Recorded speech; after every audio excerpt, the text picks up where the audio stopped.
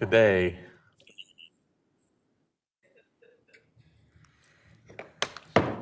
All right, it's 6:02 on Tuesday, January 20th, 2026. Call the meeting to order for the City of Othello Planning Commission, and we will start with roll call. Maria Martinez. Ruth Sawyer. Daniela Voorhees here. Present. Rob Simmons here. Jose Garza here. Chad Robbins here. Donald Burke here. All right. And is there any public? Oh, sorry, I almost moved ahead. I was thinking that we were going to welcome you guys. So we have two new board members today. And so when I was new on the board, which wasn't very long ago,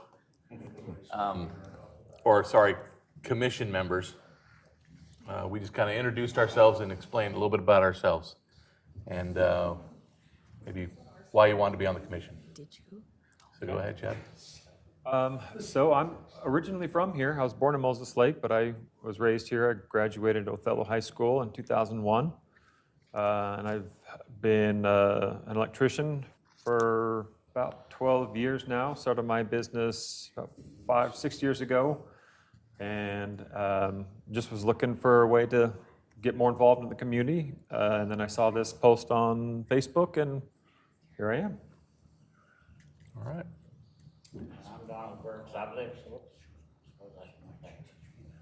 I'm Donald Burks. I've lived here 10 years now. It's been a good community for me, and I like to support our local efforts to make progress, and so I volunteered. And the mayor said, sure. So one thing that was shared with me when I first came on was this is a pretty informal setting. It's, as Chris liked to call it, a think tank. So, we'll have discussions about things. There's not this, we're not doing any strict Robert's Rules of Order by any means. We use them in the process of going through the agenda. But even sometimes we'll ask for input from the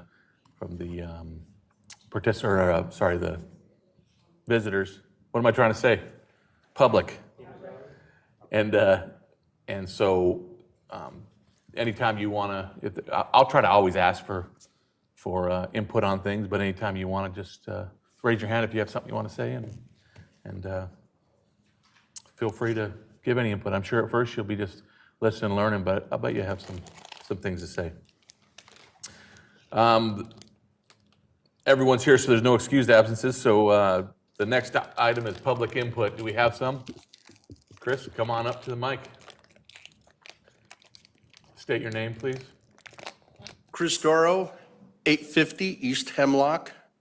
I actually have a few issues I wanted to bring to you all tonight. The first is a point of order, which the city is probably going to have to get some explanation on. I don't know if it's against policy to have 3 Rotarians sitting on the same committee. So we might have to check if that is out of order. I don't know for sure on that, Ann. Do you feel like it influences your decision? Not even making decisions, so it doesn't matter. Well, yeah, it doesn't matter what I think anymore. I just wanted to check on that. But the other thing I wanted to do was take the opportunity to introduce your liaison, Alma Carmona. I know you all know her. So she's been selected as your liaison to this group. And also wanted to recognize new City Councilwoman Kelly Camp, who is here tonight. And we're all looking forward to what you guys have to do and have to say about the comprehensive plan. All 3 of us make up the committee on the comprehensive plan, so you may see us here a few times to be more in sync with what you all are doing. And of course, anywhere where we can help you all, please let us know. Great. How many are on that committee? I think it's the 3 of us. Yeah, Just a 3 of us. 3-person committee, and it's you 3. Yep. They said the 3 new ones going to be on the committee. Nice. Yeah, well, you know. Well, there was a lot of work to go around, so. I mean, for sure, it's a good 3. So you guys, I think you got a very good 3. When we're a couple of looking you forward have to been kind of looking at that stuff for a little while too. I know for sure. I don't know if Kelly has, but you guys, good. Well, good, because if I have questions, I'm deferring.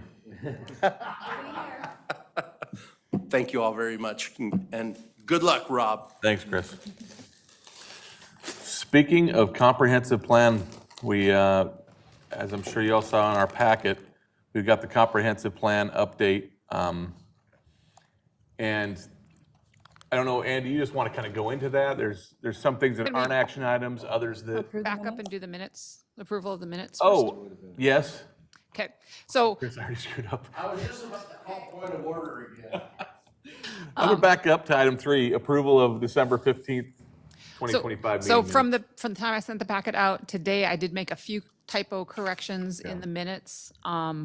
So page 1 of the minutes, page 3 of the packet, bottom paragraph, like 4 lines from the bottom. I had now twice in that sentence, so I took out one of them.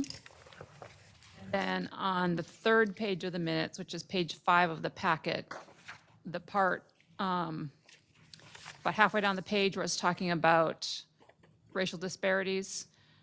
So Rob had talked to me this morning and just had some clarifications of how it was worded. So just take a look at how it's worded, the way we revised it, so that it's not schools outside city limits, because there are no schools outside city limits. It is, how do we say it?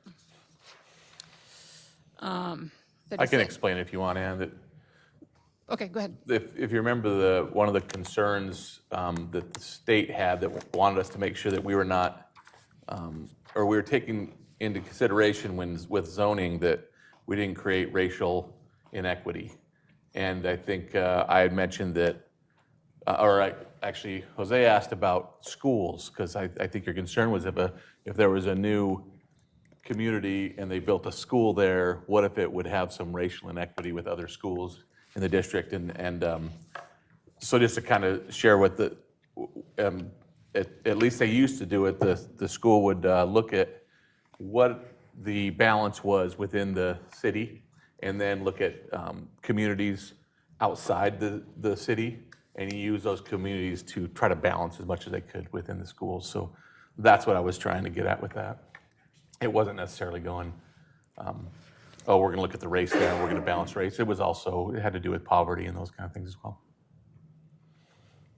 So I called Ann and just asked her to clarify that in the minutes. I make a motion to approve the minutes? There's been a motion by Daniela Voorhees to approve, and a second by Ruth Sawyer. All in favor? Aye. Opposed, same sign. Motion carries unanimously. What is that? 7-0. Do I get to move on now? Now you can move on. Okay, Awesome. so now we'll go to the comprehensive plan update. Ann, did you want to just start with that, or did you want to? So this first one was just an overview for you to be kind of get yourself familiar with what we're doing, where we're going, why we're doing it. And I also handed out to you this one that is just kind of like a 2-page overview of the schedule of everything.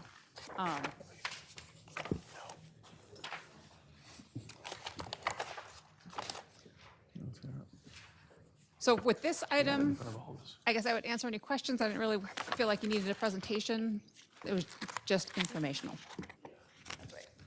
I thought you weren't going to be here, so I didn't give you one. That's okay.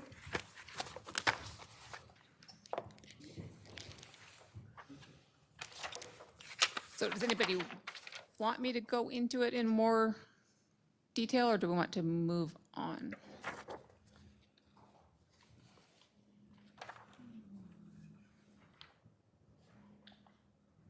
I don't know, especially the new commissioners might not even know what to ask yet. But if you read it over, did it make sense to you? Would you like any further explanation of it, or, I mean, We should probably go. if you went through your packet and read it and understood it, no problem. If we want to go over it and kind of what it's all about, we can do that. If there's a 5-minute Yeah. quick review of it, maybe would be helpful. Maybe. So where to start? So we have a comprehensive plan that guides that's kind of the framework and the guide for what we base our zoning map and text on. And we are required to update that about every 10 years. In the past, it was shorter, now it's 10 years. And so we are starting on that process to update it. We want to make sure we get a lot of community input, make sure we're representing everybody in this document, that it's kind of the vision of where do we want to be in 20 years? What do we want Othello to be in 20 years? That's kind of the one sentence summary of what we're doing. A few other things that we need to deal with in the update is we need to deal with our critical area ordinance, which is wetlands, habitat, that kind of thing. We're in pretty good shape on that. We'll just do some minor updates on that one. And then the rest of it will be the comprehensive plan, like looking at what should the areas be, what should they be zoned, even though it's not the zoning, it's like the step before the zoning, but as the city develops the new areas, how do we want those to develop? What's our plan? What's our plan for infrastructure? What's our plan for roads? And where do we want to get to in 20 years? And so in the comprehensive plan, there are about 7 chapters. We'll have a few more after we update it. But we're going to look at land use. We're going to look at transportation, housing, the capital facilities, which is things like City Hall, Police Department, the utility systems. We'll look at economic development. We'll look at parks and recreation, conservation, environment. There's a new requirement for a resiliency element, so we'll look at that. And in each of those elements, those chapters, there's going to be goals and policies, actions, also an overview of where we're at now and where we want to go.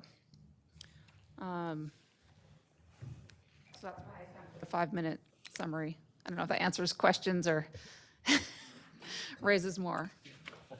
And I have a question on the 7 items that you have.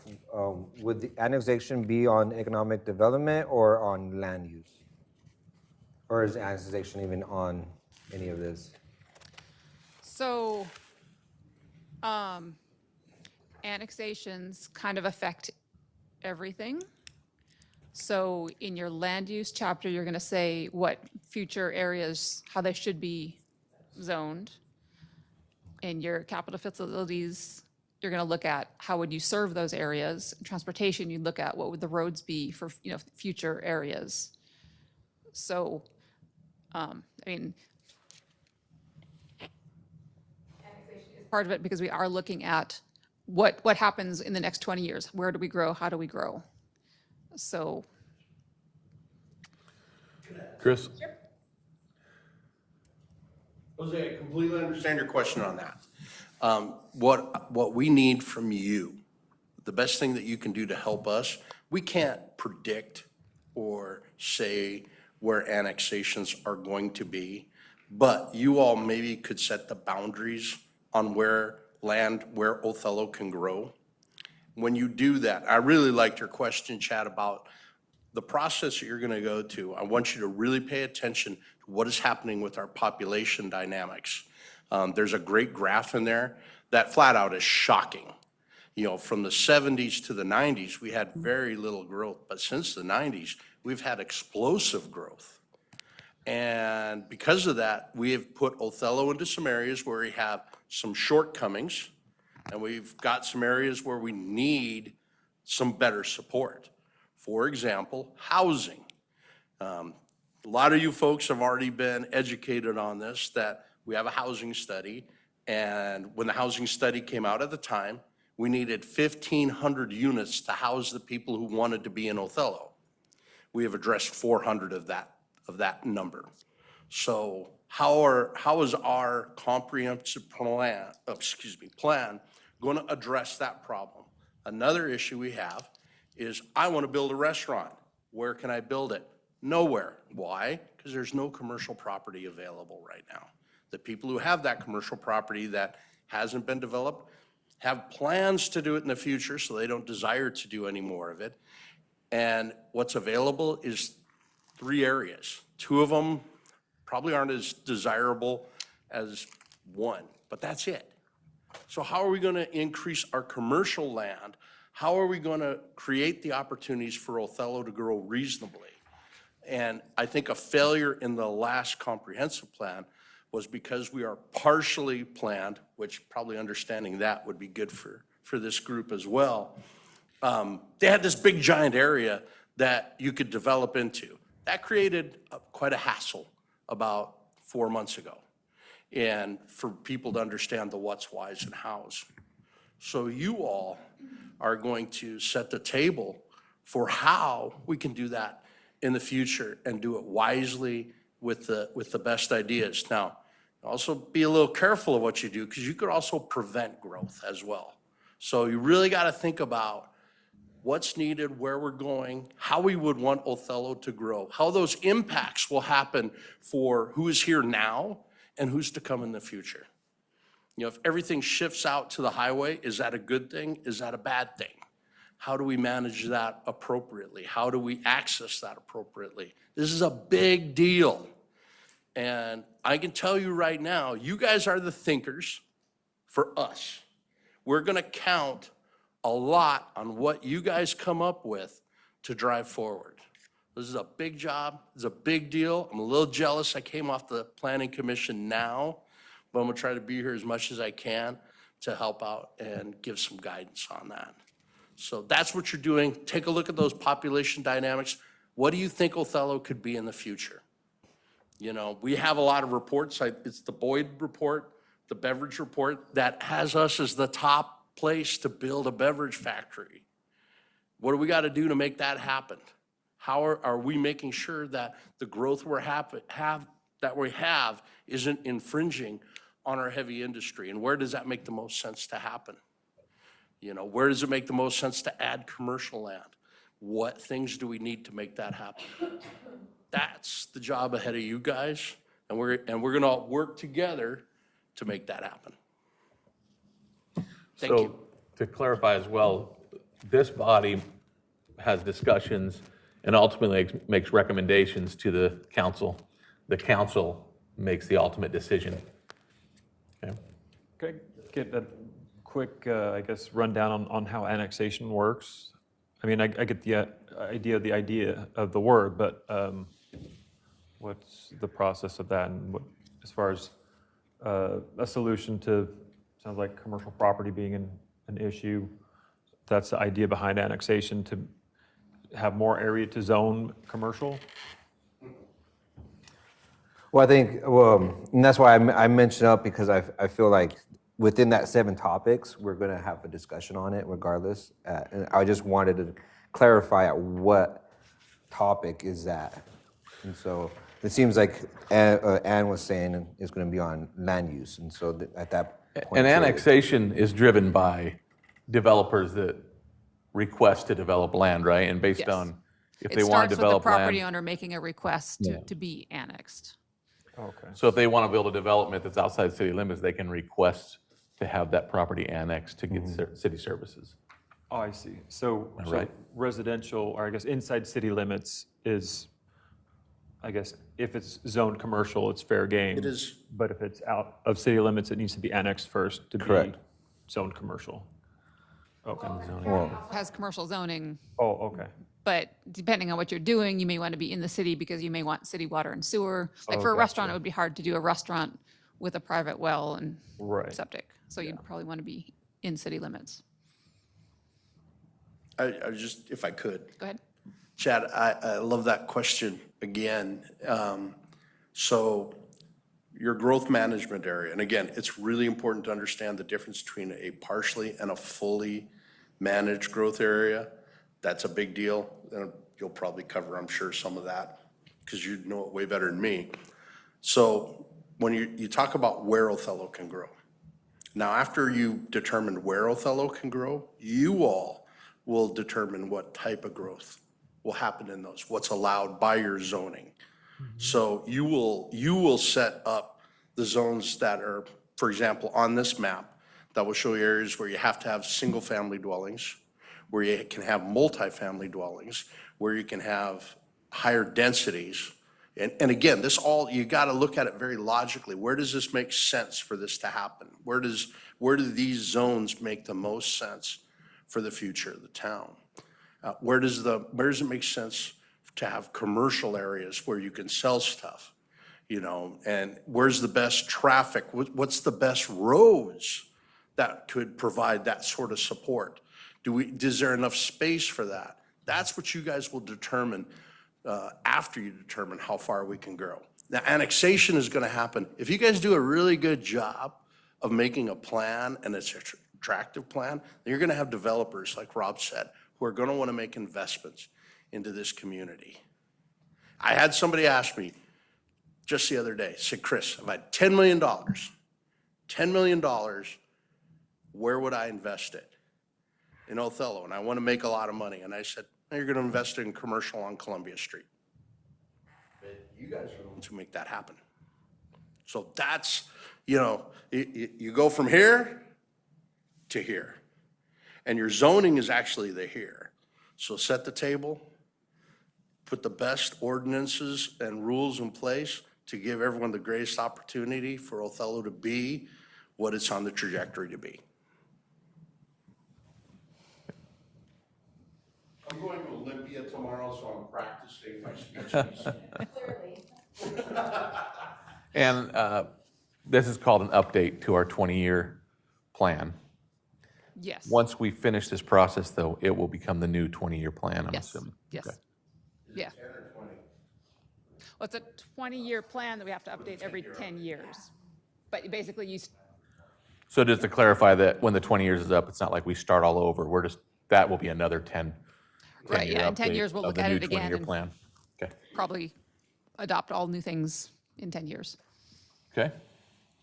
Chris mentioned a couple of times partially planning, so I feel like I should probably explain that. So Washington adopted a Growth Management Act in 1990, and it says a lot about how cities and counties have to plan and grow. Some of the slower growing counties, which is about 10 counties, 10 or 11 counties, but only 5% of the population is only partially planning. So we don't have to comply with all of the Growth Management Act. That lets us be a lot more flexible. So that's something in our favor.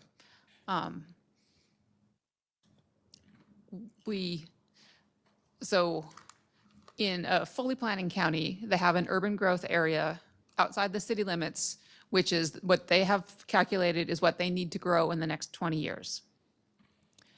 We in Othello have a growth area, but it's not so tightly regulated that it's not just the 20-year area. And so that sometimes causes a little confusion.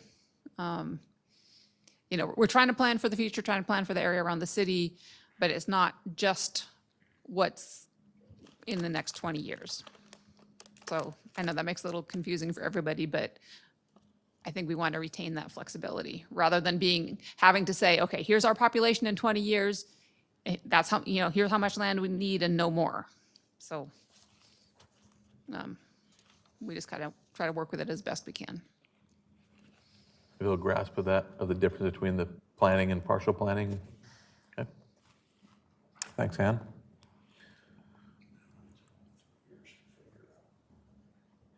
So the next item would be the population projection method. Yep. And this one you need us to give guidance on. So why don't you share with us, Sure. I guess, the key points, and then we can look at the chart and talk about Yes. what we think is the best way to go. So I'm sorry, I can't share with my computer tonight, but looking at this graph that is page 12 of the packet. So that shows various ways you could project out the population for the next 20 years. And when we looked at the housing planning last year, what I did was I just looked at how much Othello's population is of the county, the percentage of the county right now, and just projected that into the future not realizing that the city's going to grow at a faster rate than the county. We're going to end up with more people in the city. The percentage is going to, so that's that like yellowish line, that bottom line. So that, you can see that line really is not keeping on the trend of where we've been headed since 1990. The green line, the next one up, is pretty much the straight line projection from 1990. And that's what the consultant recommended we use, unless we felt like, if we felt like family sizes outside the city were going to be substantially smaller than family sizes inside the city, then we'd want to look at one of those higher projections. But he really recommended the green one. And I don't know, I feel like he knows a lot more than I do. I'm, looking to trust him more than I trust my own, kind of like gut feeling on it. But,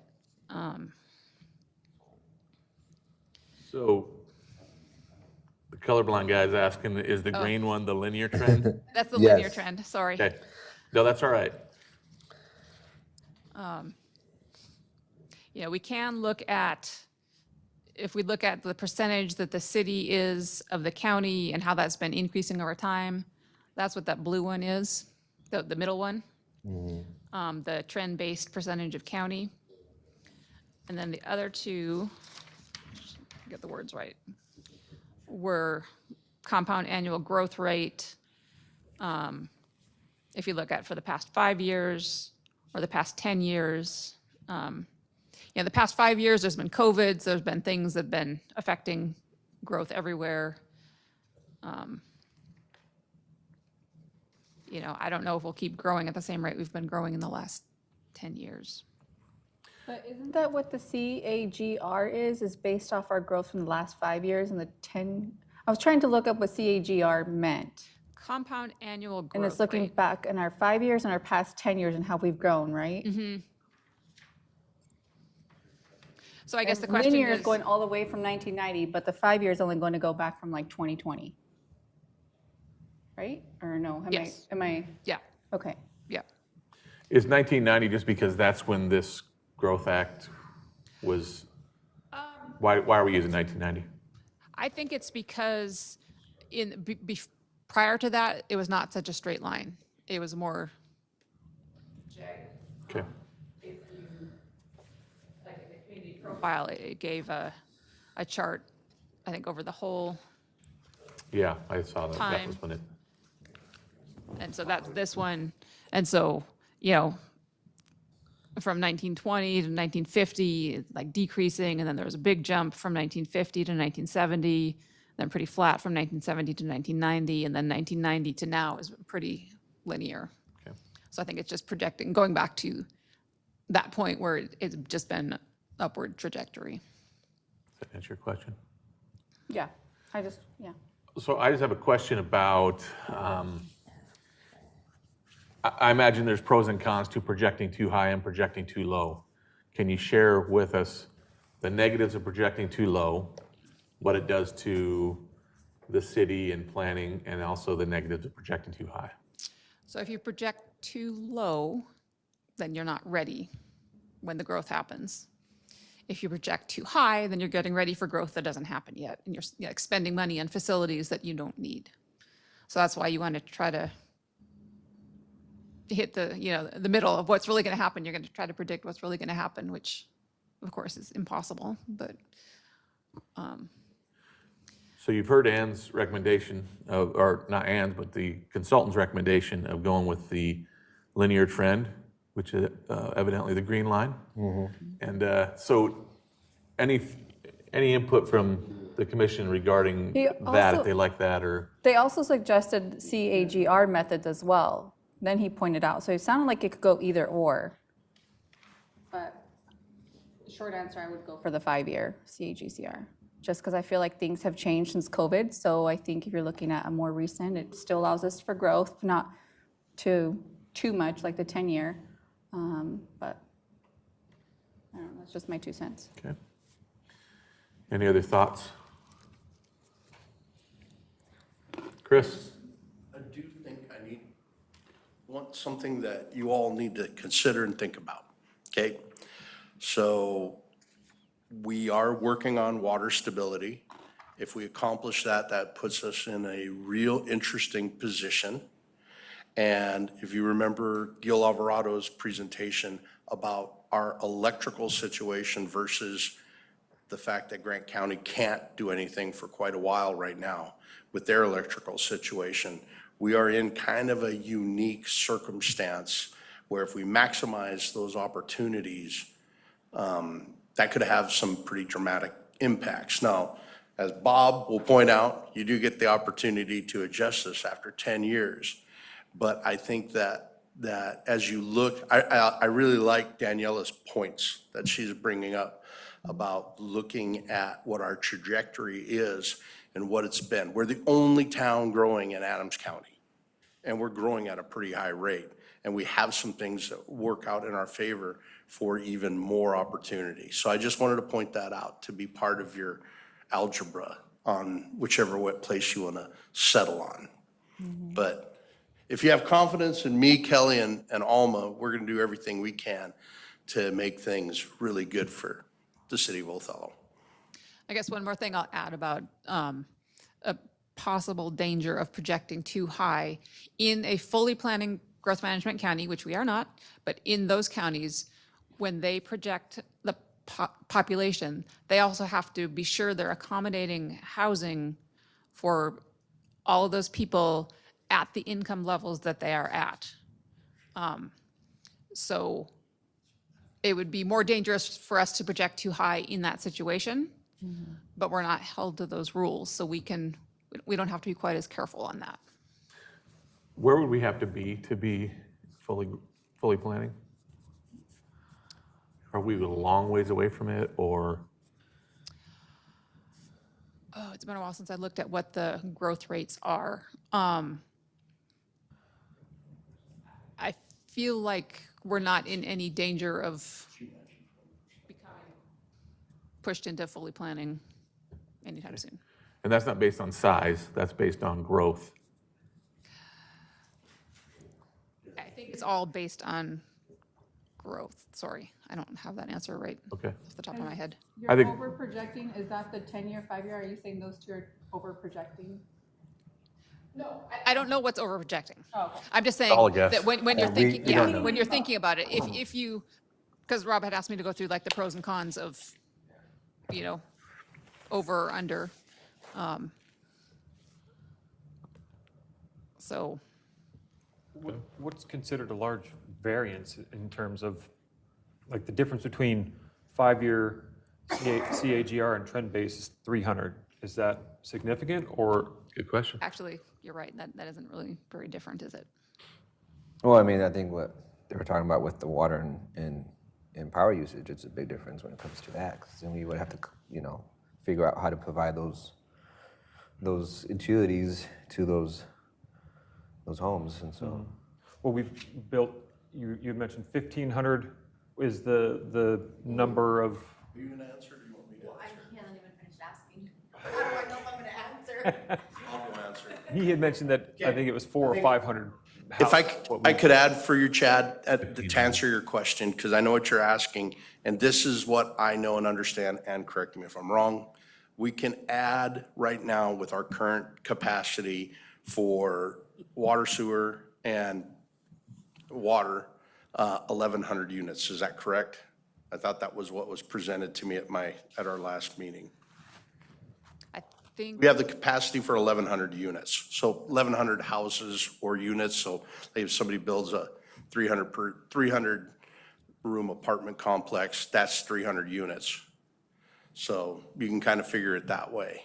So that's where we're at today with our current infrastructure. We're maxed out at that. But again, there's some things that might change that, so. So with that equating to people, I believe in here it says that Othello's around 3.4 people per household average. So then you're looking at 3,000, 3,300 to 3,500 people that we could accommodate right now. The 1,100 units, that's I guess I'm confused by that. Is it units or, because that could be multifamily dwellings? Or is it? Be a unit, Dwelling Dwelling units. units. a unit within Yeah. that dwelling, Okay. multifamily. Yeah. Okay. And I would imagine the per household is based on all sizes. Yeah. So, We also have to I consider. mean, if you just were to use simple math on that, 3,500 people, right? That we currently could support increase. Is that, am I looking at that right, Ann? Yes. But does that like, how does that work with commercial? Because we're just talking homes, right? But we're also thinking about commercial use. And so how does that affect commercial use? Like With the water and power? Hotel. That would also be utility connections, so that would factor against it, yeah. Another McCain's would be a massive strain on the water. So that would be something that would be unexpected and not come into this 1,100 unit figure, I'm assuming. McCain has their own wells. Yeah. But I'm saying if But, another yeah, so, McCain's came but to town. Simplot, like, something like 55% of the water use in Othello goes to Simplot for their processing. So the projections Simplot Chris was SPV. talking about was strictly based on residential. Is that safe to say? We have services to handle 1,100 more residential units. Okay. Commercial part of that. I mean, unit's a unit. Yeah. Okay. If I need to explain it more. No, I understand what you're saying, Yeah, just think of a unit being a unit. but it all depends. So you have Commercial some can have a big variation in water usage, I would think, any utility usage. So in utilities, they talk about equivalent residential units, ERUs. So a factory that needed a bunch of water, that would, I believe, would be equated into those ERUs. Okay. So that would be determined later. After The utilities that we have, those limits would also apply to commercial, which I think was Jose's original question. So that's good information then for us to go off of with our recommendation. Any other feelings? So Daniela has said the 5-year CAGR is what she likes. Any other one have strong feelings about any of the other trends? Because this is so that we can yeah. let Ann know kind of what we're going to use as we move forward as our trend. I have another question kind of. Okay. I guess just to clarify with everyone is, so like the 1,100 units or the residential, like those, like I guess my question is, or my thought is, we have land that's already been annexed, right? So like those lands have not been drilled. So like if those were max capacity and been drilled and been put units, then that would also subtract that 1,100. So then we have to be caution, or that we have to add that in the factor, I guess what I'm saying. But I guess the other thing is that 1,100 units is not a hard cap, and we're not done at that point. The city is working on getting more water rights, getting more water, getting more sewer treatment capacity. So the city's working on expanding the possibilities, but Okay. there is a limit on what we could do today. Okay. Does that make sense? I guess, I don't know. I'm just thinking out loud. Think. All right, you're doing what you're supposed to do, I think. Anything else? Anyone else want to comment on that? All right. I think I was leaning toward the middle line just because it made sense to me, but now, based on what Danielle brought up, and also then just going with the simple math that my mind came up with, the 5-year makes sense. That's 3,500 more. And knowing that in 10 years, so this is by 4047 or 2047. In 10 years, the commission at that time will be able to look at this again and make adjustments. We're going to see it coming. The city's going to be looking at whether or not they might have to drill a well or something like that. So I don't think it'll be caught by surprise. So I think I like the idea of the 5-year as well. What does the rest of you feel like in agreement with that, or? I think so. my limited understanding so far is that it can't hurt necessarily if we plan for that growth and then have to pull back a little bit The negatives seem to outweigh the rather than if, positives, huh? yeah, rather You than go if too we low, do, I mean. if we do have unexpected growth and we undershoot, then we might be scrambling a little bit more. And you said that it gets reviewed in 10 years again. It looks like that's when the biggest differences happen. So, I mean, not too much. Yeah, good point. I concur. Okay, Ann, did you feel like you have a direction on that? I do. Okay. Do we have to vote? Do we have a vote for that, or just let you know? You can vote if you want to. I mean, I feel like I've got consensus and nobody's dissenting, so nobody's looking mad. Not necessarily anything, right? Okay. It's just, you know, for our consultant to work on, we just needed some direction, so Okay. Okay. by consensus rather than a formal vote. 5-year it is. All right, so if everyone's good, we'll move on to the next part, which will be the public engagement plan. I just want to make a general comment. I think that I was impressed with the engagement plan. I thought it was very thorough. Everything set with each month over the next year and a half, essentially, and knowing that those can change. Some things come up and are reprioritized, but I thought it looked good. I don't have anything specific myself that I had questions on, but I'm sure someone has found something, unless if not, then I'm sure Chris does. I got nothing. What? You guys are good, I'm impressed. It was inevitable, I figured, so I might as well just go there. I just wanted to say though, as a city councilor, you know, I wouldn't be doing my job if I didn't ignore what you guys said, so. I'll be not that way. No, I thought that was good work, so. Kelly just blew me up. It's all right. It won't be the last time, I'm sure. Any other thoughts from the commission regarding the engagement plan? All right. And the last one is the community profile. This one I nerded out on because I love numbers, and some of these really surprised me.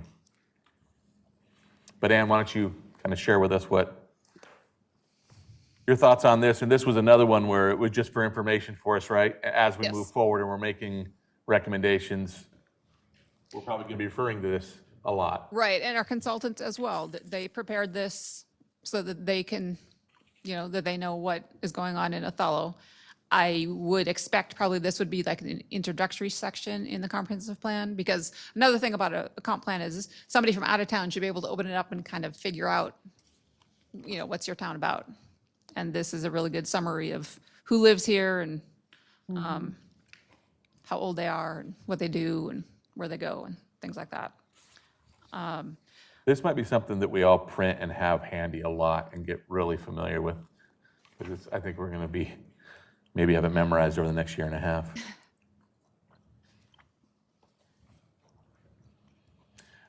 So I thought that the population pyramid, this is page 27 of the packet.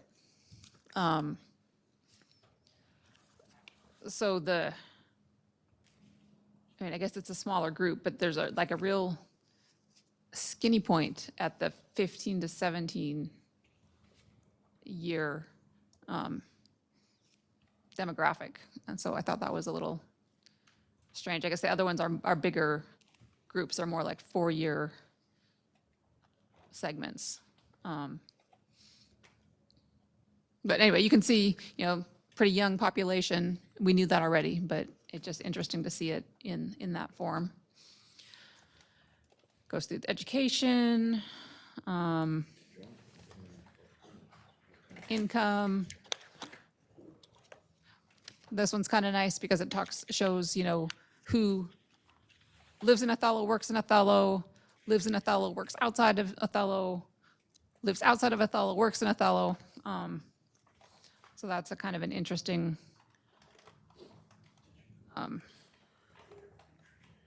interesting to know. And do you know if when they were looking at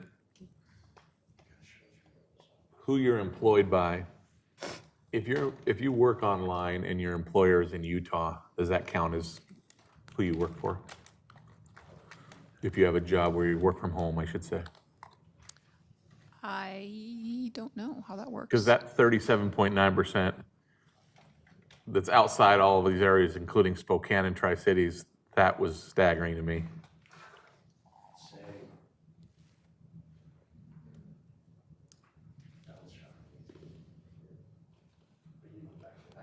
Likely that is the people working remotely, like you said. A lot of, I mean, not all of them, but Well, I just think of someone I know who worked for a fertilizer company, but the company was based out of Europe.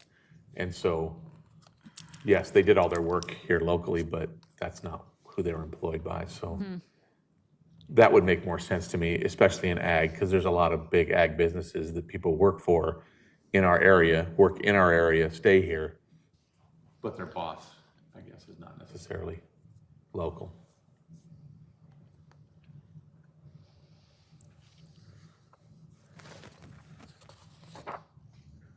Another thing that stuck out to me a lot, I don't know if you guys caught this. Average home has increased 90% in value, whereas the average income has increased 34%, something like that. Yes. How can young people afford homes? Thank you for mentioning that. I was about to say the same thing. I was looking for a gap. Sorry for stealing your thunder. No, you're good. I was looking at the income. It was like. But even statewide, it was like It's 100% increase and Yeah. 50-some% increase in wages for income. From Othello, it went from 42 to 65. But still, I'm like 65,000. Is that for? It's a medium-sized family right there. It's still Right. not enough. Are you looking for if we need more clarification on these numbers? If just questions about how they got the numbers, or was it really just informational of here's a lot of the baseline we're gonna be working off of? mostly informational. And I guess if you see anything that you think, well, that can't possibly be right, that we want them to check and make sure it really is, that would be good feedback. So I'm not saying it can't possibly be right, but the 37.9 or whatever that work outside the area a long ways, could we get clarification on if that includes people who work remotely from, I guess, their employers' offices? Yep. I mean, you can also say like if they work for the sheriff and they live in Othello, basically it will be a county job. Yeah, but we took into consideration, actually, it does just so by town, doesn't it? It doesn't go by county.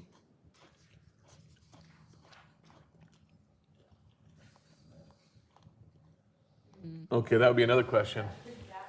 Good thing to bring up, Jose.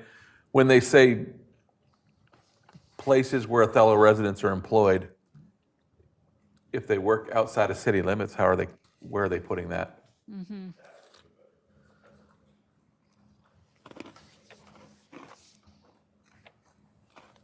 Maybe there's a radius of the city that they're counting on that, but be good to know.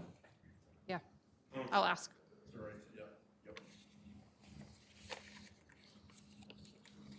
It's a radius, you think? Well, I mean, this is what this is right here. I think this is just more of their. Oh, I think that was for illustration.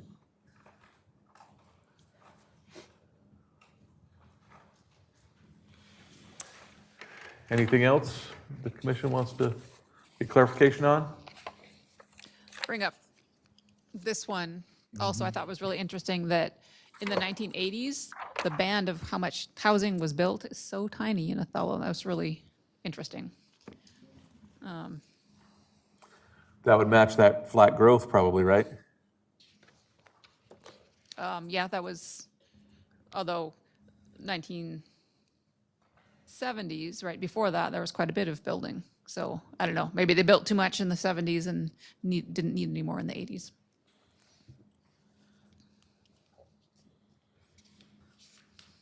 Bob, you've been around a while. You got anything to add to that? You might know why.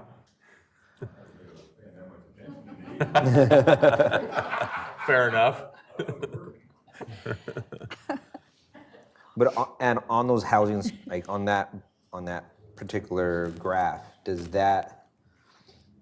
I guess it probably answers yes, but I'm just making sure mobile homes count for that, or are we only sticking with like actual built-in foundation homes?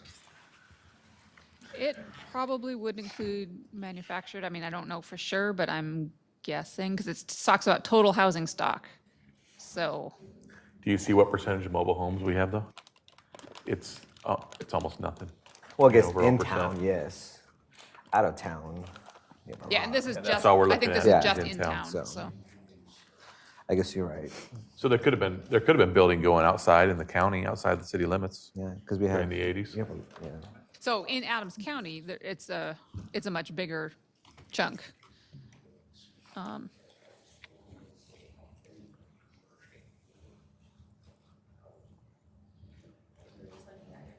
Okay.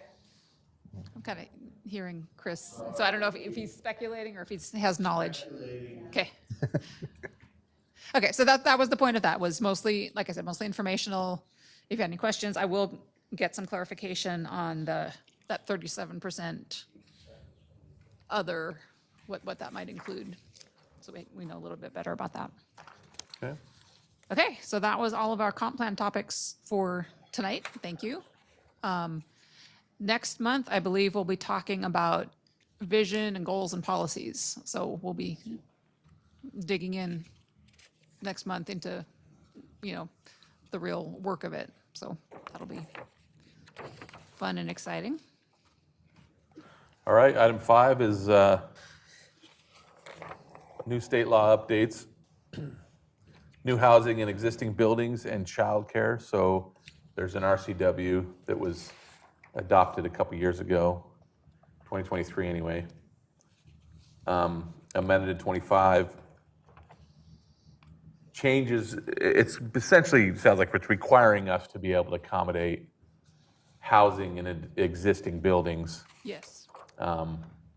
and all the standards for that. It has to be adopted by June, end of June. So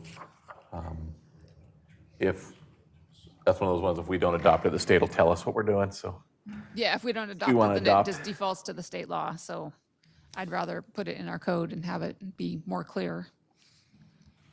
So Ann, do you want to summarize that and then go from there? Okay, I combined in the draft, because the other part is childcare. We have to allow childcare in all zones except industrial. And so, because I was changing the zoning, I was just changing them both at the same time. The childcare one, we wouldn't have to adopt until 2027. I guess I don't see a good reason to wait, unless people feel strongly about that.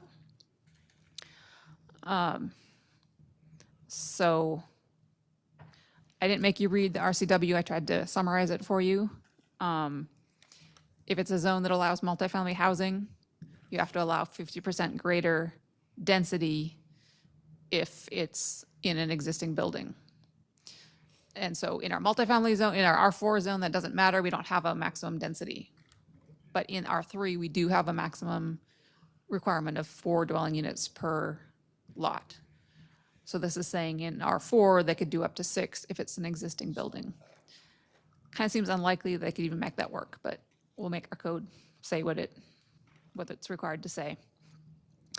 The state law is that for converting an existing building, we can't require them to provide any new parking for that. Bob didn't hear you say that. All of the stuff we have recently done with what is required for living space, percentage, and property so like converting your garage. Remember, we had talked about this when we did that zoning update about the percentage of home that was livable, but also that you were required to have a garage. How does this affect that? So if they're adding a dwelling unit in an existing building, then we can't require new parking. We couldn't require the garage either. So no, before we had to, we required the garage I'm going to make you come up to the mic so that we can catch this. Wasn't that the change? I guess my question, We also changed the fact that they can okay, can you hear me? So I guess the question is, when we worked on this, we had discovered that you couldn't convert your garage into living space, correct? By our By municipal our code. definition. Does this change that now? Yes. So then the garages are no longer, So if get my you- question? if you're making a new dwelling unit, you require the garage still. But then it becomes existing, and if they want to go and change that, does this allow them? I guess I'm looking for clarification on that. existing, we can, So I have we can something. require the existing, what was required before, we can require that to continue. So we Okay. could say that the garage has to continue. And I have a comment on that, and maybe this will clarify it, maybe I'm way off. Is there a garage requirement on an R3 multifamily? No. So this does not apply in R1 and R2 anyway. Well, That's why I'm asking. it 'cause would apply in R2, Mm-hmm. where you could have 2 dwelling units per lot. You could take potentially a single-family home and put a second. Make it a duplex. You could make it into a Okay, I got you. duplex. So it would apply in that situation. Not in R1 Can't though, require correct? more parking. Is that what this are? Right. Yes, And a that's what I'm duplex isn't asking. Duplex isn't required a garage. So then are we gonna have to, are they gonna have to go back through and relook at that ordinance we just did? So duplexes right now require a job in or a garage in new construction. Hmm? But No. if it's an existing duplex that does not have a garage, you can't increase the amount of units inside that existing duplex anyways, because that's not multifamily. I was just curious thought if this that was- Ann, you were ordinance was telling gonna me have to be redone. You can only do this So in the- multifamily the zones, Density one is only in multifamily zones. increasing 50% density. 50% increase in density. But this applies to all zones But where you could. other parts of it, let me make sure.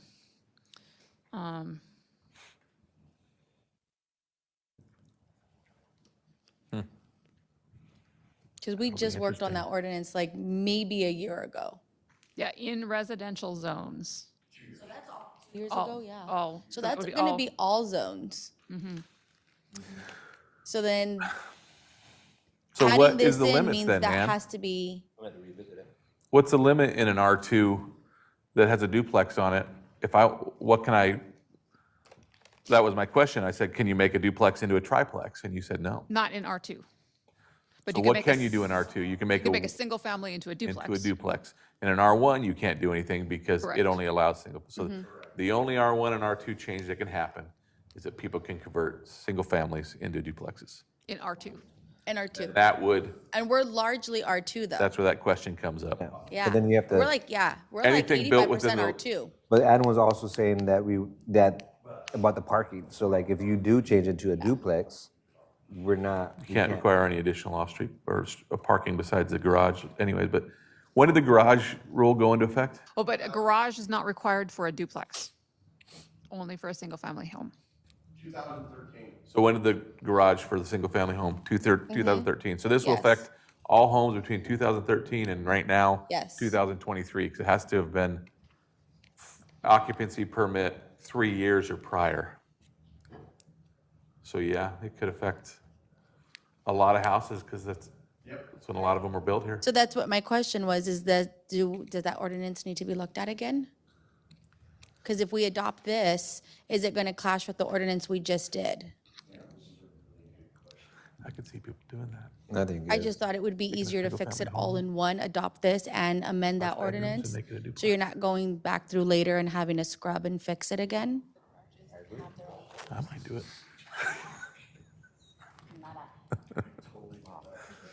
Huh.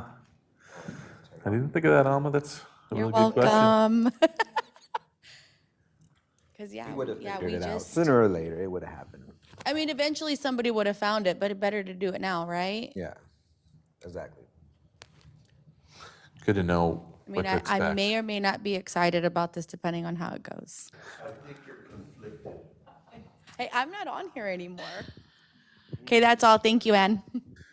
It doesn't matter anyways, because the state's forcing it on us. So you don't get to make a decision. We don't get to make a decision. We just have to know what the decision is.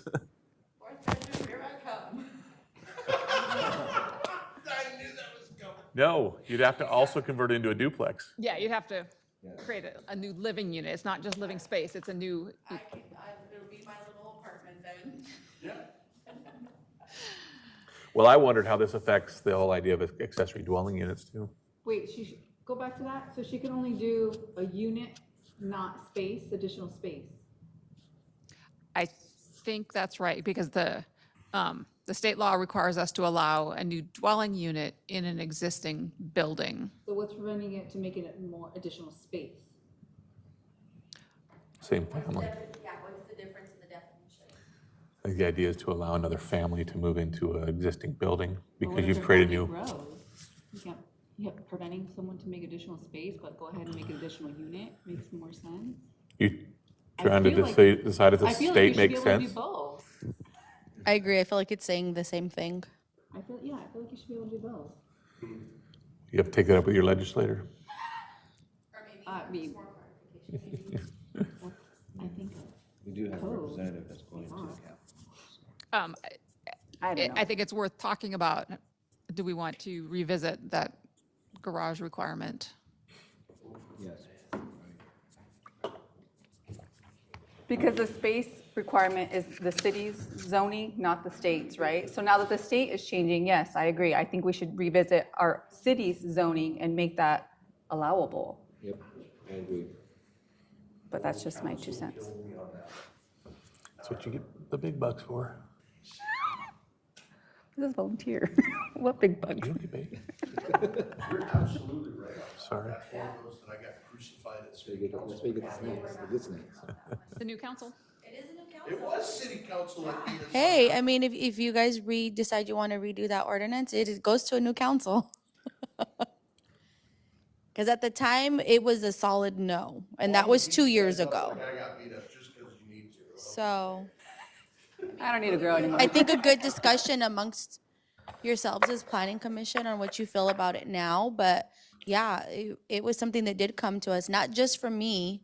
Granted, yeah, I did have a reason I brought it up, but there's lots of people who want to know why they couldn't convert their garage space. And we tried to fix it at the time, but council was not interested in that idea. So I think it would be worth looking at with this new RCW that's coming in. Agreed. Yeah, nope, I totally Agree agree. is that Othello was an outlier as far as requiring 2 garage spaces per house. I don't think I could find anywhere else that required 2. I did find a few that required 1, but a lot of cities don't require any garage space. And you're making Bob crazy.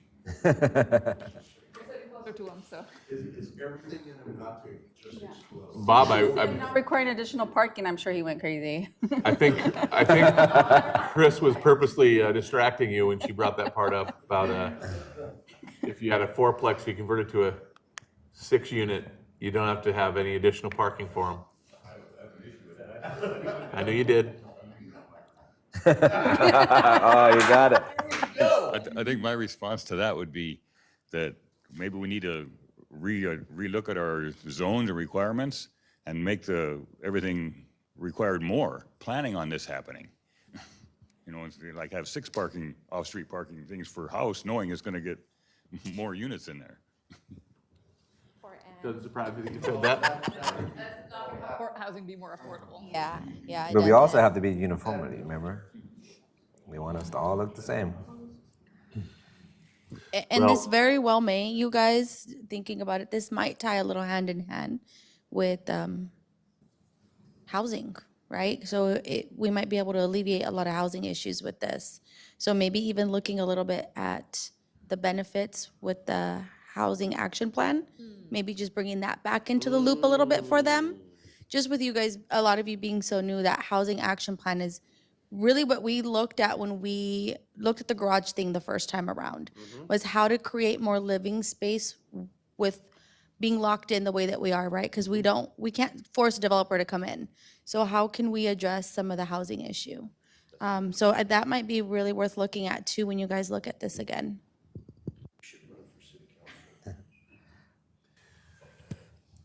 But I Well- think the garage thing is, it has to be a duplex, correct? It's not a separate building outside of the home.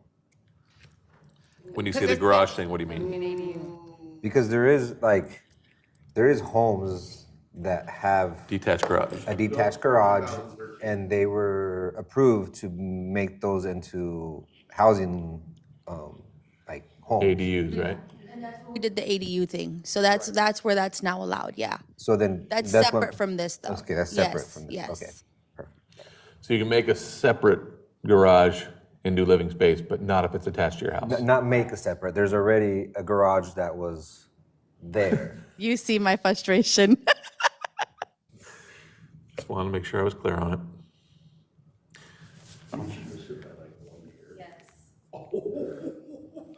So it sounds like we have some questions for clarification on the RCW, exactly what it's going to entail. So Yep. once we start this process, we can I agree. get clarification on that, I would imagine. Yep. Okay.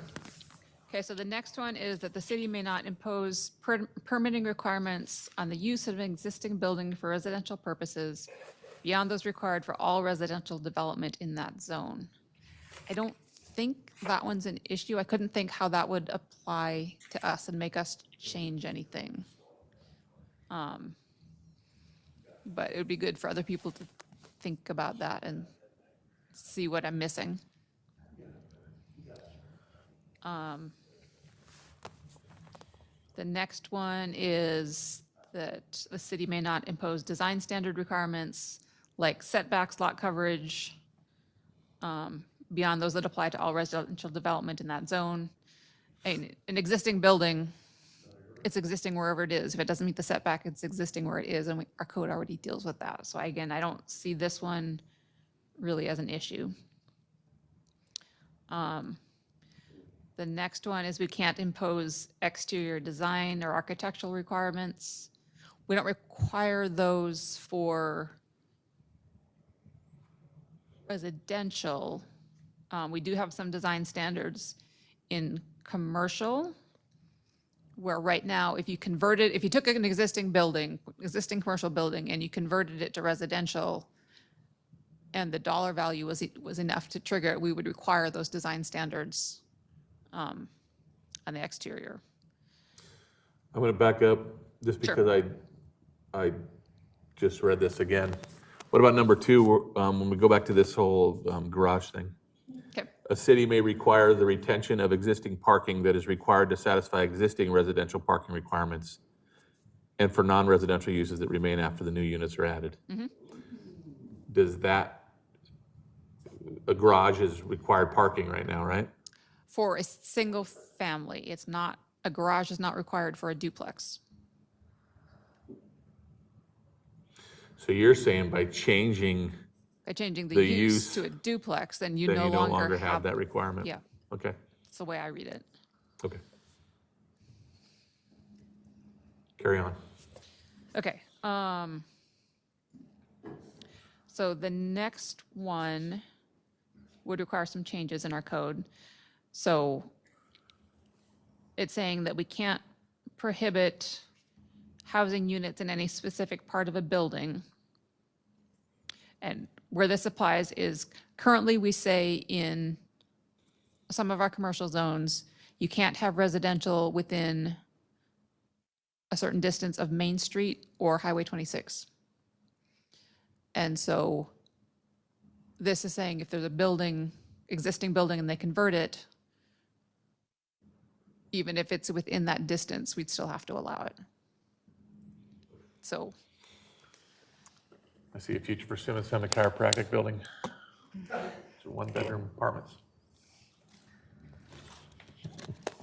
I did ask, so my question was, all the other sections say existing building, this one doesn't, but I did ask the Department of Commerce, and they felt that this was only meant to apply in existing buildings, so it wasn't meant to apply to new buildings. So we can still keep that requirement for new buildings. It's just if they build a building, and then 3 years later they want to convert it, we have to allow that.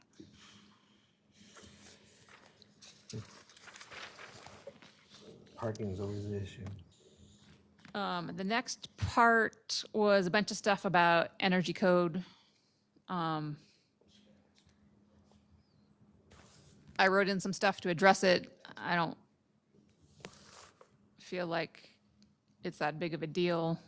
It just was hard to me to figure out where to put that. And I eventually I looked at somebody else's code, what they had done, and they put it in their building code chapter. So that's where I put it for our draft. The next one is about can't deny it due to nonconformity in parking height setbacks, elevator size modulation. I don't feel like that one.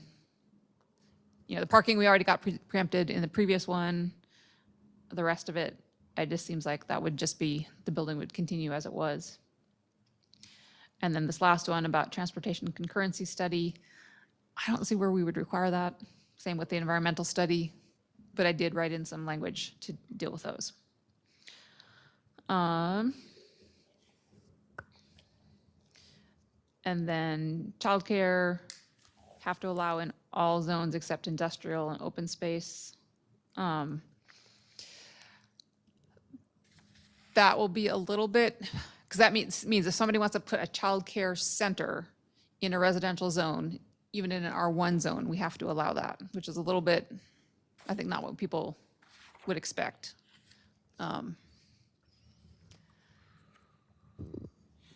And I had some I just wanted to ask on this.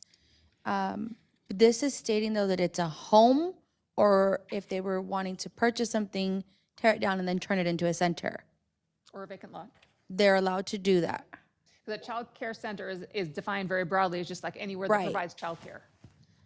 Right now, we have to allow childcare, that's the in-home childcare. We have to allow those in residential zones, And we do, yeah. and we do. But this is saying any form of childcare Okay. that somebody wants to. Even if it's considered commercial activity? Okay. Yeah. I was just looking for clarification on that because it said center and I thought that was interesting.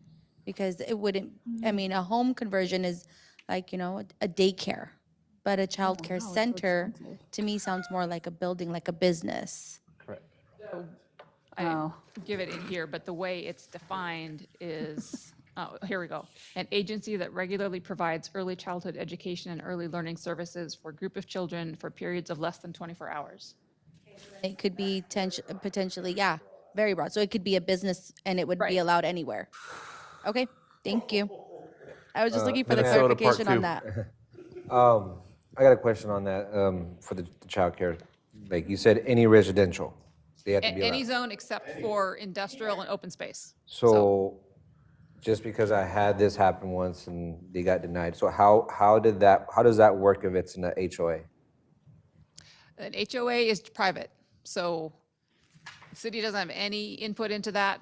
Your HOA, if it's active, can prevent something, but the city has no, Okay. Can the city would allow it, but your HOA can still deny Can it. the state do something about it? Can the state say HOAs don't matter? Ouch. And I didn't see any of that in there either. Covenants as well?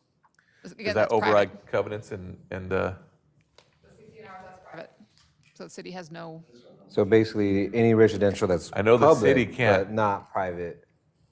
I understand the city can't force it, but can the state force it?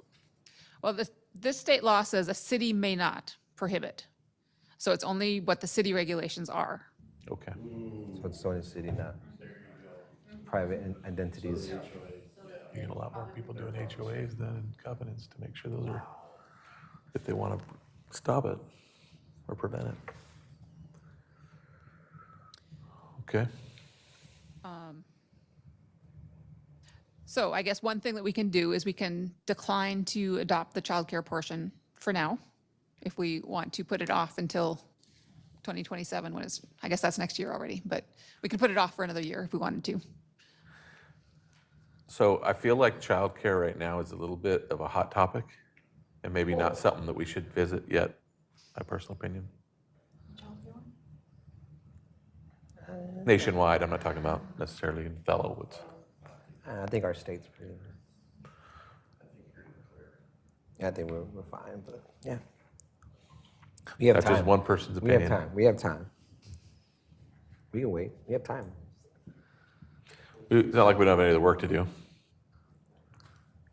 Because we have to figure that out by what, 2027? 2027 for the childcare. So, What are So your we guys' can feelings? delay that portion and Discuss the just deal with childcare the- along with the, so with Extra that being units or said, wait? can we, I know we have a couple child homes in the area.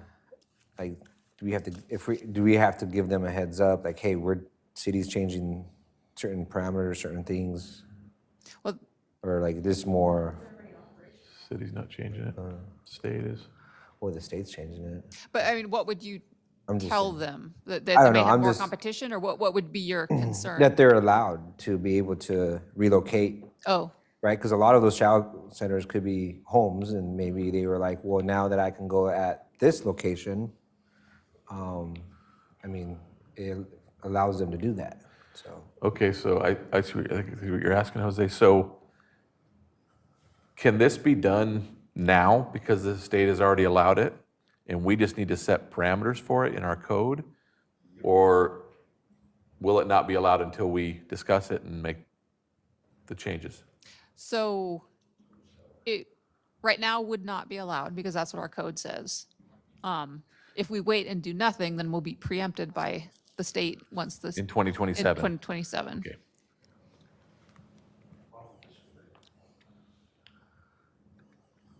Have we had a lot of requests for daycare centers? I can think of one that I was contacted about not too long ago, where they were asking the question, they wanted to be in a commercial zone, or in a residential zone.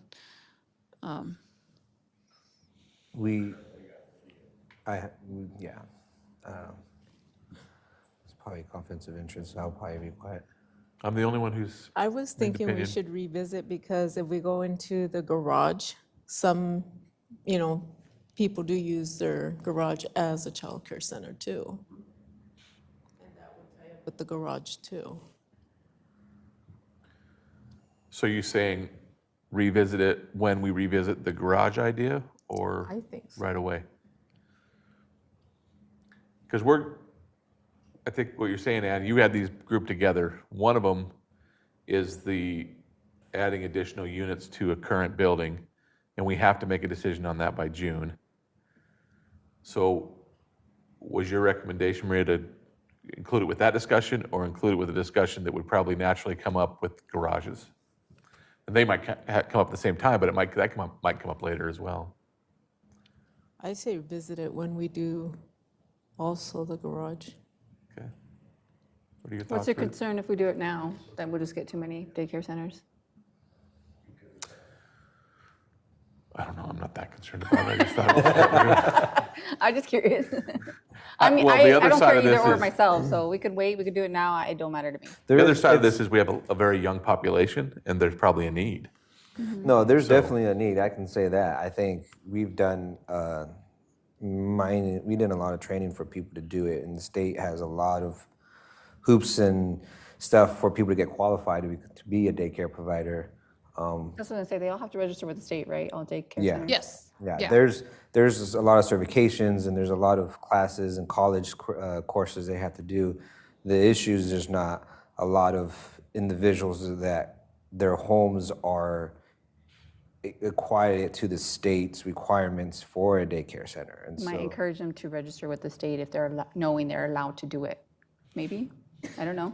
yeah, because they're That's what like- I'm getting at with what you're Yeah, saying. because there's like their homes are don't qualify to become a daycare. Because there might be something about their home that makes it not safe or. Yeah, there's a Yes. ton of inspections that go into it. Yeah, but that they would be encouraged to Go somewhere else. go through that process, knowing that they have more options. For a different location, yeah. Yes. Yes. Yep. So we would definitely. I'm okay with either or. Way to commit. Ruth, what do you think? Childcare is a complicated topic. There are a lot of hoops and there are a lot of people who don't want to go through the hoops. So,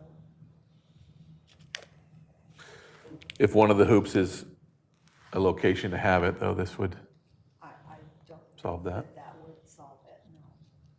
Because it's very restrictive. Oh, yeah. There's a lot of things.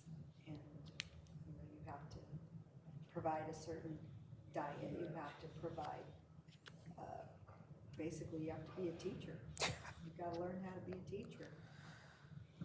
And you're only allowed so many, yep. Have to have a So do you think we curriculum should for wait to discuss it or discuss it earlier? I just think it's really complicated, so wherever we can spend some time on it, it's a complicated situation.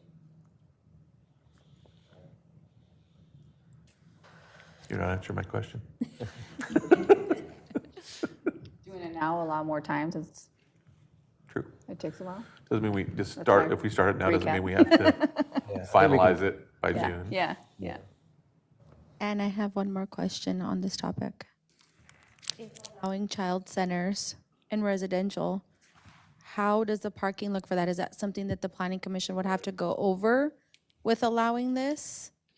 Or do you have And a where garage? do you How do they look? define when it's a home being converted versus a center being So when we converted go in an through R1 or an garages R2? Can planning commission put those guidelines on this RCW? Where are we allowed to alter this in any way? So I believe we could set parking standards for a childcare center that is beyond the in-home daycare, the family home daycare, where we really can't require additional parking. But if it were something beyond that, then I think we probably can and should set some parking requirements. So then with this code being adapted, they should make 2 sections in that, like subsections, where it's what it looks like as a converted home and what it looks like as a center? I think so, yeah.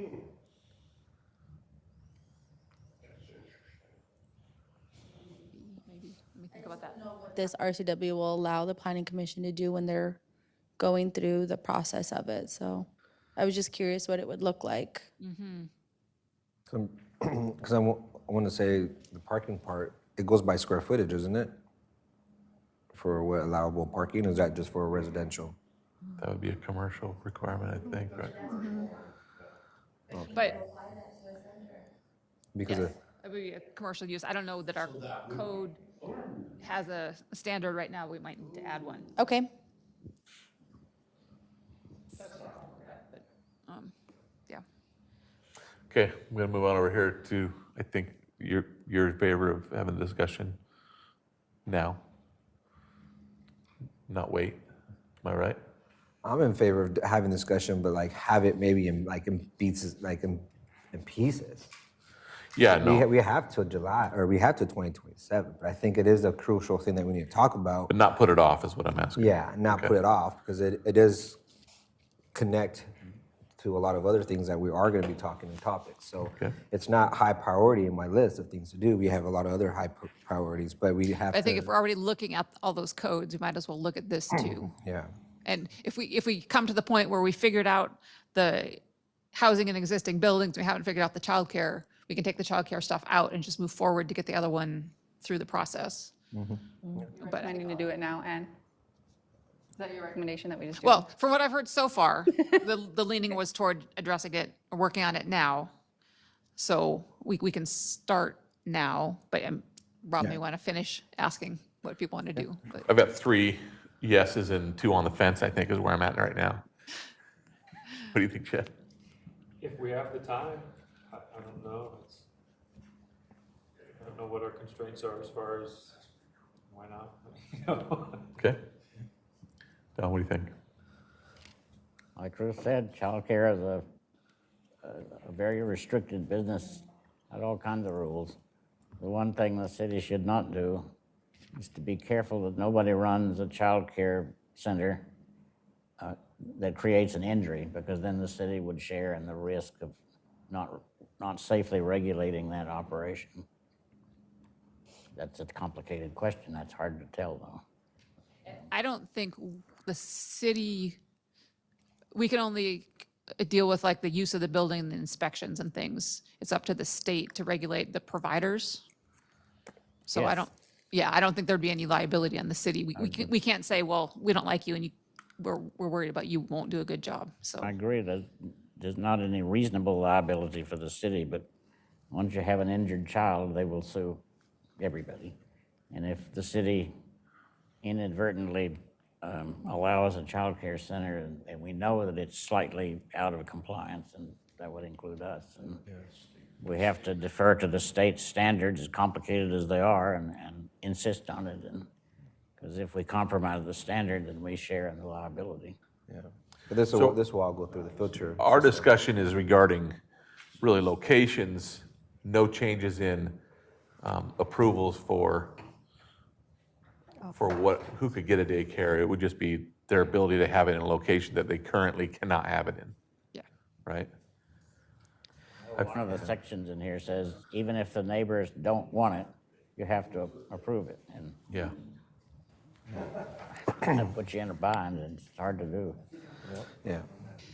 Well, I think I'm getting the majority saying, let's just continue the discussion along with the discussion regarding additional units Yeah. in existing buildings. She said if it's not ready, we can just Yep. I'm okay with take it that. out, or Okay? So I don't remember where we left off here, Ann. Was it 8? Can I use your mic, please? yeah, please take it back. It's on. Did you already have legal review all this? Did they have any so? No, this is just. So first- you first all pass. will make a plan and send it to legal, and then they'll blow it up, and then, no, I'm just kidding. But I mean, it's got to go through that process. Yeah. Does it? You don't have to do a public hearing or any of that since this is state. Oh, for That's part of it. Yep. It will go through the arena. yeah, so you guys will get it set up for the public hearing then. Sure we're ready to do that yet. I just wanted to start. We the haven't even discussion. discussed haven't got the that far code yet. changes yet. We haven't got that far yet. Howard. You guys still have to approve of it. It's gonna be a long year.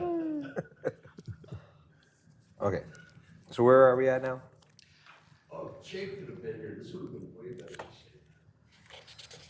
That was it. So 7:30. Do we want to look at the potential code changes that I gave you?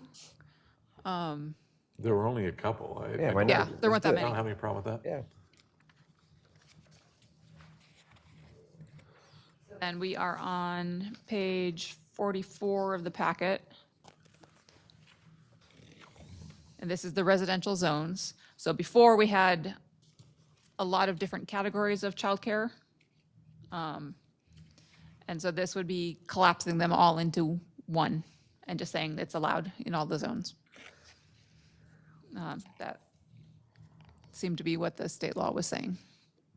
And it doesn't mean that we can't have different standards for how they're developed, but it would have to be allowed.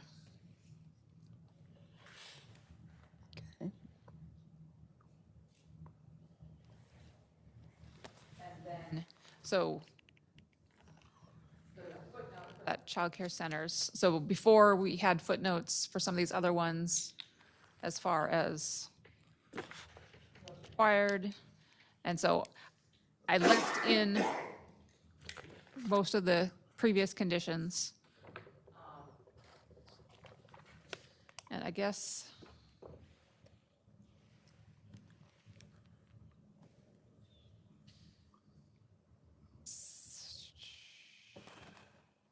so family daycare home, I left alone because that's a separate state license. We've had to allow those in residential zones for a long time. So that wouldn't be changed. It would only be a childcare center, which would be something beyond that, which could be more than 12 children in a home, or it could be a separate building, a separate facility that's not a home.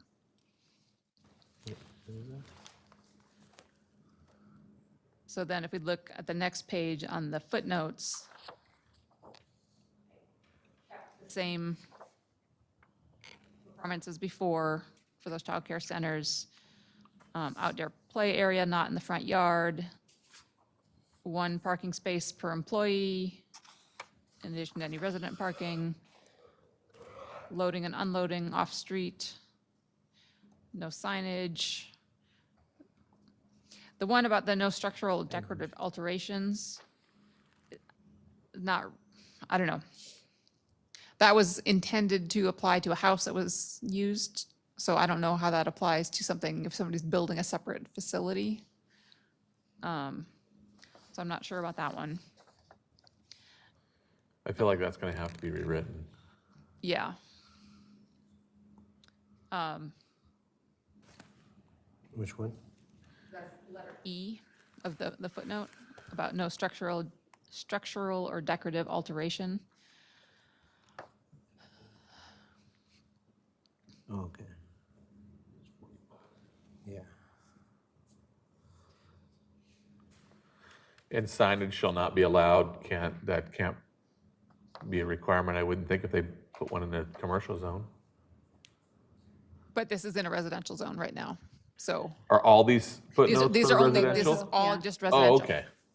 So I think we can keep Well, the, then you think E has to be changed then? I thought it was for all of them, but why can't you still require structure alterations to match the surrounding? we could, yeah. We could just leave I it. take what I said back. I thought that was applying to all of them. I think that should stay. Okay. Then G was about notifying, because it used to be that these things were conditional uses. And then, so that's why I took out H about the hearing examiner. We can't require a conditional use, so there'd be no hearing examiner, there'd be no hearing. And then G, do we want to notify the neighbors if we still have to allow it, even if the neighbors don't like it? So it'd just be I a don't know. courtesy. What's that? It'd just be a courtesy. That gives you the opportunity to say that the state is requiring this, and then maybe Yeah.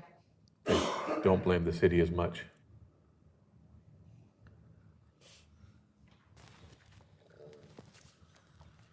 Okay, I'll keep that one in. And Everyone else okay with that, leaving that in?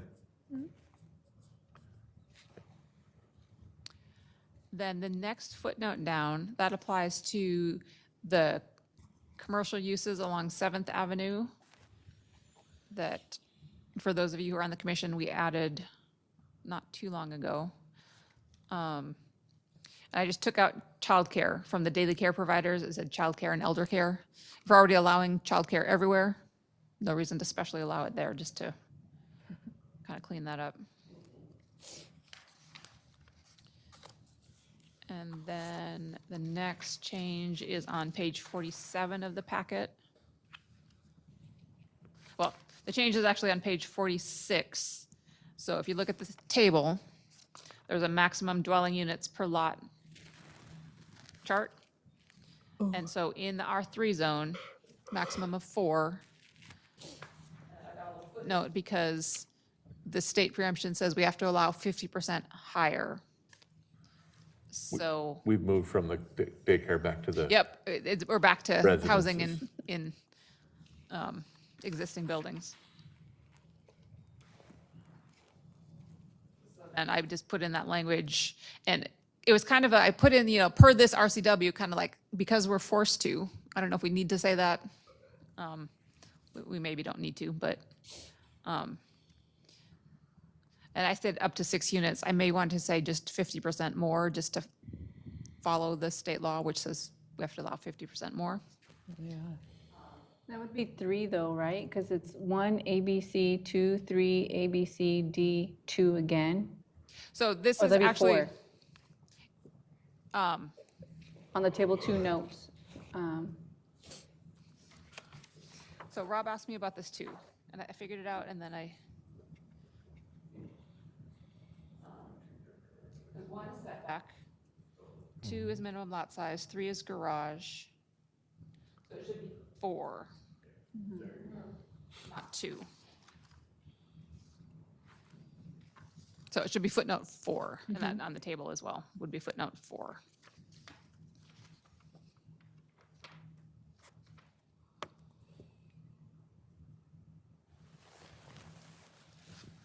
And can I just add that when the state is making us do something, I think you should cite it per RCW so that, like, for council members, planning commission, when people ask, why did you guys do this? We can have that in our code and say, look, we had to, we made it fit the best we could. So I like that, so I know you questioned it. I personally think that's something you should continue to do. Wouldn't you represent that as our liaison?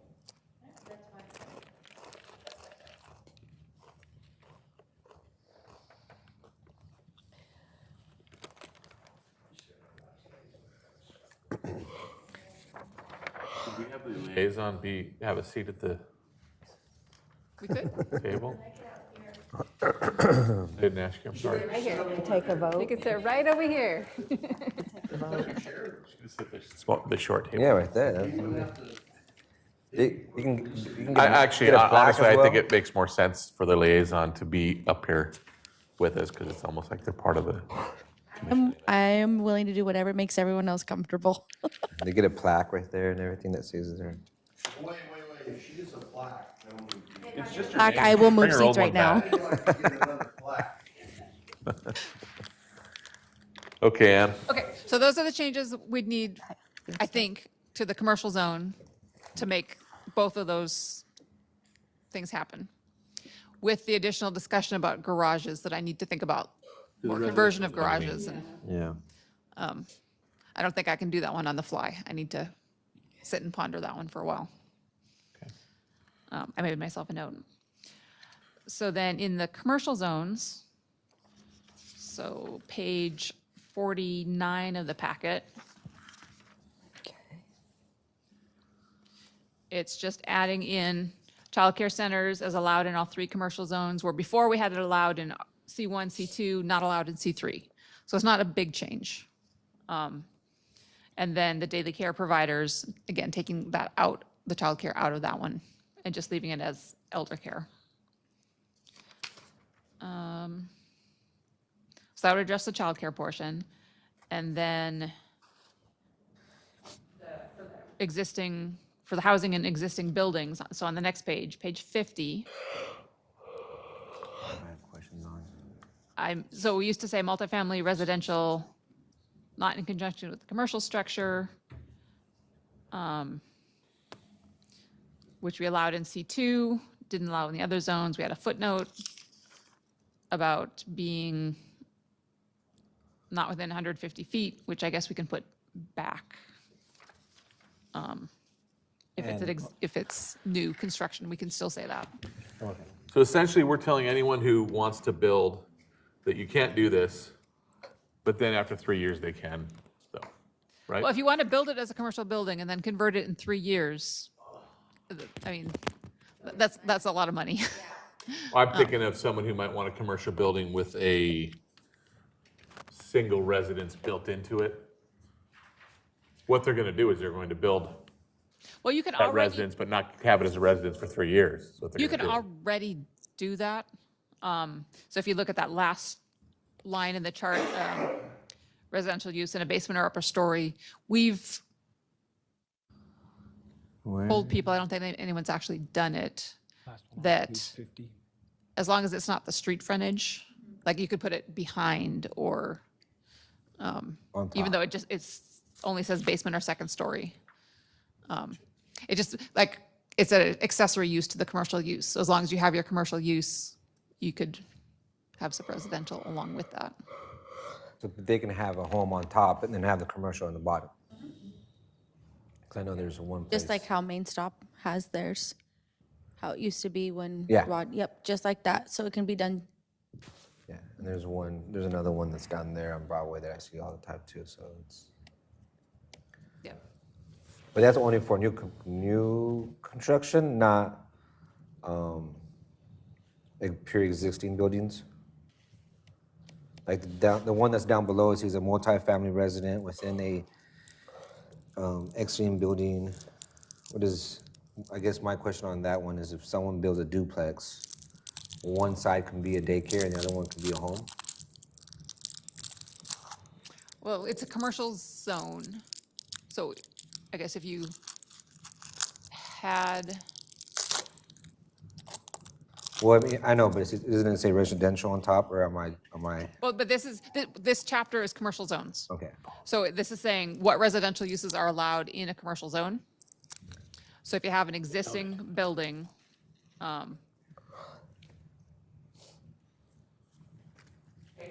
allow them to convert it to multifamily.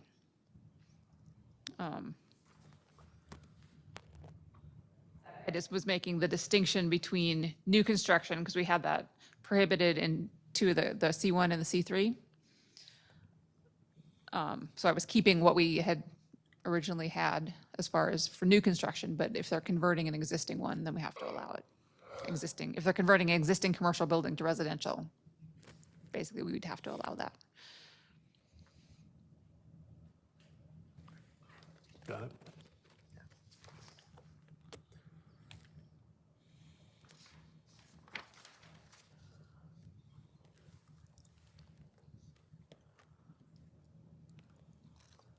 And then the other change was page 52 of the packet.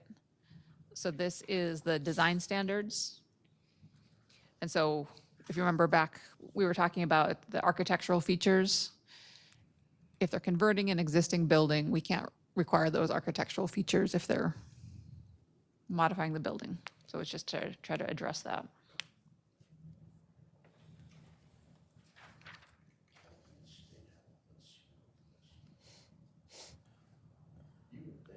So, wait, so then, if it's commercial and they turn it into residential for a daycare center, are we still able to do commercial parking for them? The daycare would have parking. Residents, we can't, if they're converting an existing building into a residence, we can't require additional parking for that residence. You're looking at they're doing both, a residence and a daycare, is that what you're asking? Well, yeah, too, but also if there's a commercial building and they want to turn it into a residential daycare. Say, for example, the old CBHA building, I know they're trying to do a restaurant, but if they do a daycare center up on top there and they want to have a living facility for that person. So if they turn into a residence, they don't have to have additional parking. Right. The commercial use needs the parking. And then if it's a daycare run out of there, they still have to meet the requirements of one parking spot per Employee. employee. Then the Getting down the parking, nitty gritty right now. the parking would be required all based right. off the commercial use first, not the residential use. What's the current, if you know off the top of your head, current requirement for commercial? Is it all square footage based or is it? Yeah, it's all square footage. It's somewhat by what the use is. But like retail is all lumped together, retail and service, but there are Yeah, specific ours going to ones already that be are meeting that separate. requirement. But they can't increase requirement just based on the residential side of it, though. Potentially have 'cause to but increase we were requirement thinking- based on the But we were- daycare because of there being more employees than they had parking for. But right? we were gonna discuss a way to put a residential into a commercial parking, right? So Can't then require more parking. you can't, but then we're also saying like if you're a commercial and then we transfer you over to a residential, then you're only required for one parking. You get what I'm You saying? lost me. We had a discussion earlier about having a residential be tied into the commercial square footage parking requirements. So then, I don't remember that. But the daycare thing? yes. So the daycare thing would be totally separate. Even though it's a commercial use, it's only specifically for daycares, not all commercial use. So only for childcare centers can it be converted residential to childcare center. It can't be changed into anything else. So that's where it would be different, because you're talking about taking a commercial like a C1 and trying to get it to residential. You can't do that based off zoning and code we already have. So that can't be done. Okay. So you can only go one way, and it's only with the childcare and nothing else. Is that what you were asking, right? Well, yeah, because like say if you have a house and you turn it into to a child center, Right. right? Now, it's, as far for zoning, it will all stay the same. Yes. But when it comes to parking, we were discussing that child center will be based on a commercial requirement for. Potentially, it depends on what you guys decide. Obviously, Yeah. we would still have to do the process, right? So that's what I'm saying. So we're discussing that in the future. We might have a discussion on turning that residential, that's turning into a child center, to meet the standards of a commercial parking by square footage. Yeah, And so whatever then- standards you guys think fits it. Correct. But then if you reverse it in commercial, where we're like saying if a commercial that already has the parking is turned to a child center, then they're only required to have one parking. Per employee. Per employee. Because they're using the commercial zoning, so I'm assuming they would have to follow commercial zoning for it. But I don't see why you would put your childcare facility there. I mean, you could, but yeah, if you did it in that zone, you would follow those zoning requirements. Okay. Does that did I say that correctly, Ann? Yeah. Right? If you were gonna take your childcare facility and put it in a commercial zone, you would then follow the commercial zoning guidelines. Yes. Okay. Yep, which I'm not sure if we have standards in the parking, so I have to check that.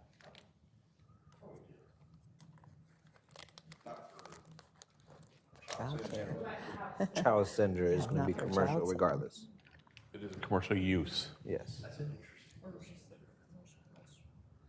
but, commercial use in all residential areas now for child centers based on this new law. Food truck and turn it into a childcare center.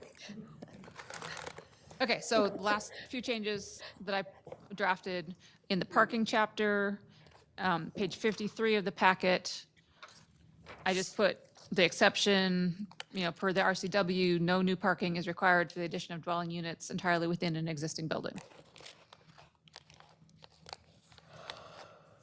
We have to say that.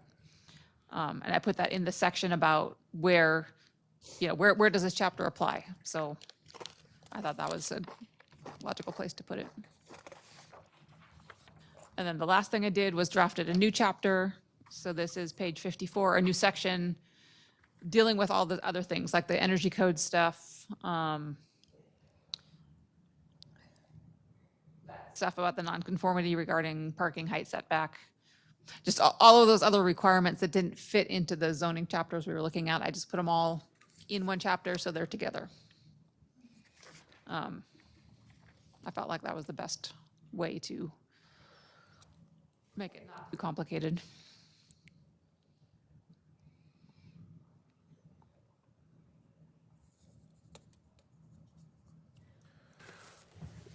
Well, and you've got some clarification cleaning up to do on some of the other ones.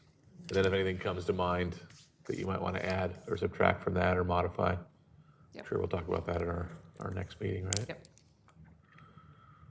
Okay. Do we feel like we all have kind of a good basis for what we're going to be talking about? I'm sure the next meeting, we're going to be discussing this, right? Yes, and I think I'll bring it back so we can talk about it again, set the public hearing probably for the March meeting. Just to make sure that which I won't need to do until after your next meeting, but that's kind of my time frame. What I'm thinking of is I think we want to talk about it again before we set the public hearing. Okay. All right, then, any questions about the Building and Planning Department report from December?